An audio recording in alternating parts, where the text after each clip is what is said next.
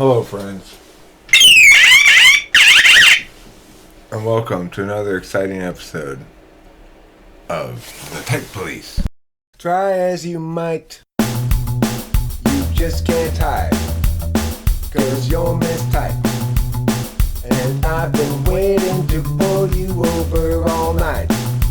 Type Police, Type Police, please pull that guy over.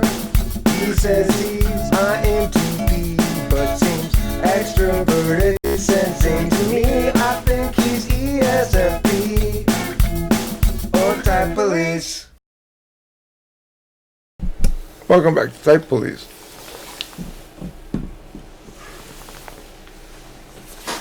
As a sergeant of Type Police, I come across all kinds. Some of them more famous than others. Behind the badge, I've got MJ lying on the perp. MJ says, "Eric, could you please type police J.K. Rowling?" I know who J.K. Rowling is. She identifies with and has publicly stated via Twitter that she's an INFJ. Some think she's really INFP. I've also seen ISFJ. Well, let's find out, Margie.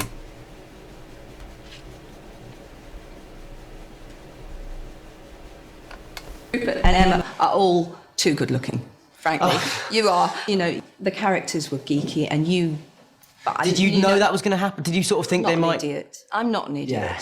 I did, particularly when do you know what, it was really lucky I spoke to Emma first on the phone before I met her, because I fell absolutely in love with her.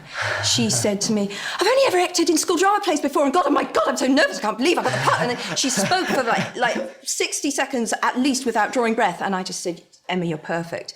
And then when I met her, and she was this very beautiful, which she still is, of course, beautiful girl, I just kind of had to go, okay, it's film, deal with it. I'm going to still see my gawky, geeky, ugly duckling Hermione in my mind, but...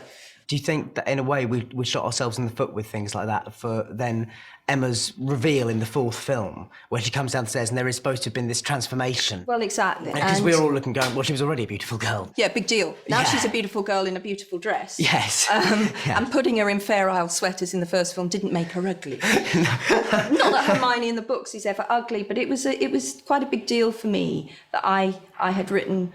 a strong female character who was primarily about brain, and that she chose to become a little more groomed and glamorous as us geeks do at a certain point in our lives. But I accepted it. Emma's a great actress, and I loved her as a person. Yeah. And I felt there were so many connections between her and Hermione that...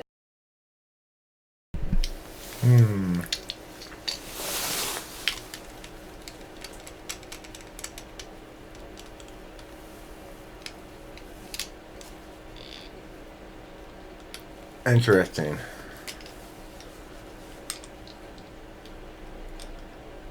She doesn't look like an INFJ.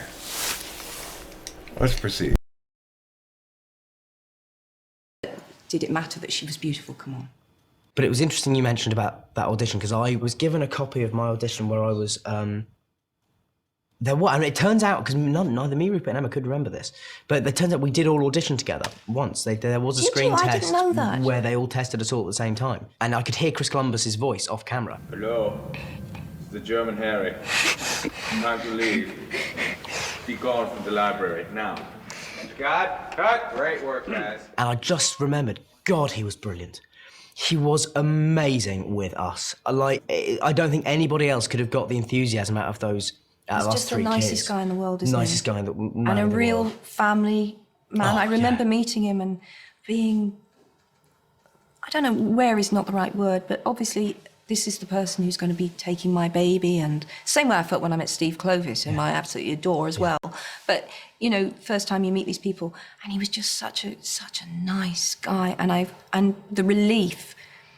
both that my book would be in safe hands, but to be honestly, that you were all going to be in safe hands as well. In England, it's different than in America. In America, they treat you first and foremost as a star and then as a child, whereas actually you should be treated as a kid first and then an actor second. Do you think you had any idea that young of what you were really taking on?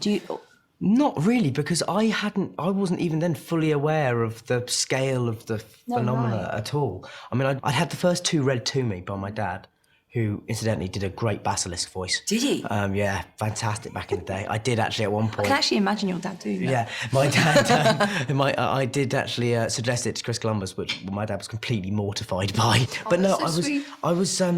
no, I don't think I could have ever had any, and even now.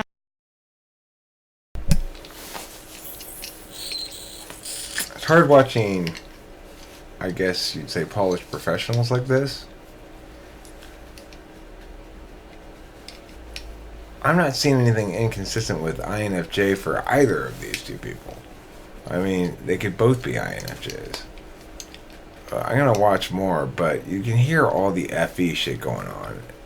It's right up front, in a way. J.K. Rowling's interesting. I think that's an NI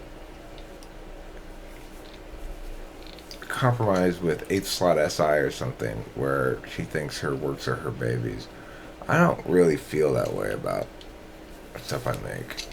I'd be happy to somebody else who wants to make a, like, I wrote a novel called Gospel of the Pantheon, and I'd be thrilled if somebody made a movie out of it. I wouldn't care what they did with it, frankly. And I wouldn't judge it as being reflective of the quality of the book, regardless of how it came out. Regardless, let's proceed. I think it's an NI thing. NI, since they don't really have SI, I don't really understand. I mean, they do, but it's 8th slot, it's balanced. They're not great INFJs at knowing their physical animal selves, and so it would make sense that things they link to themselves as their babies are very important to them.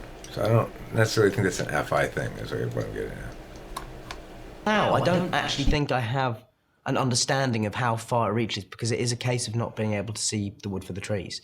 I'm so much in the middle of it that I actually can't see how far out it stretches. I had exactly the same experience, although I think for a while I deliberately kept myself insulated from it. I didn't want to think about it. And when people would give me statistics, so many books sold or so many territories covered, and you just think, I just want it to be me and my desk. I don't, and again, people will watch and think, oh, come on, you could see the royalty checks coming in. I'm sure you noticed this. Yes. And absolutely, I knew it was. But there was a scariness and a pressure, and sometimes a weirdness about and you know this and I know this, when people are obsessional about something, on the outer fringes, you will have, strange things going on that you maybe don't want to focus on too much when you just want to write your book. As you say, it's you.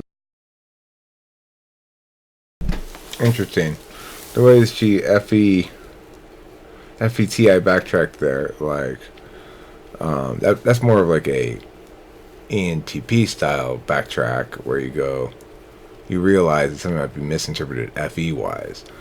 INFJ backtracks are like, you realize you might have had an inconsistency. But I think, nevertheless, I'm still leaning INFJ for her.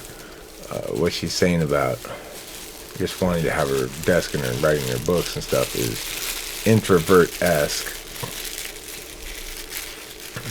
I mean, I'd go hog wild in this shit, if I had this zillion selling book of all time and everyone wanted to interview me and stuff. I'd be all over the street like 50 Cent, to quote Marshall Mathers.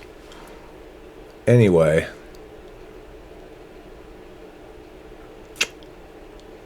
I think I have to let her go.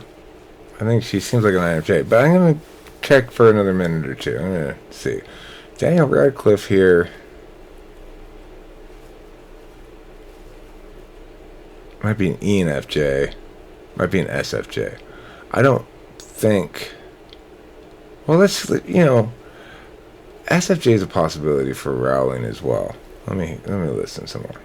With your desk, I'd rather be in my aircraft hangar outside Leavesden with the rest of the crew. It's weird. So you couldn't have contemplated, because I can remember the first premiere, and you were shaking. Yeah, you were. Yeah. But it was, I don't think any of us knew what to expect, did we? No, I don't think, because on Potter it's a very insular world Yeah, of to course. film, so that you just basically, you know, you go into work every day. There's a big perimeter fence around the studios. We are the only film at Leavesden, so Yeah. normally you'd have interaction between different crews and things. It Because feels if you're at very Pinewood- safe, doesn't it? I always felt that when Yeah. I visited. It felt like does feel very family. safe. Everyone knew everyone else's names. What was lovely for us was that, from my point of view, and I speak for I think most of the set, in terms of your involvement, you were around a lot at the beginning and early on, and very, very involved. And then as you kind of saw that we weren't going massively off script, absolutely. you That's kind of completely stepped right. back, which Completely was- right. Early on. But was that hard or? No, it was easy. Okay. And it was a relief. Right. I was around a lot earlier on. I wanted the Great Hall to look right. I wanted Diagon Alley to look right. You know, there were details that I saw so clearly in my mind. I knew I could help. I knew I genuinely could help. And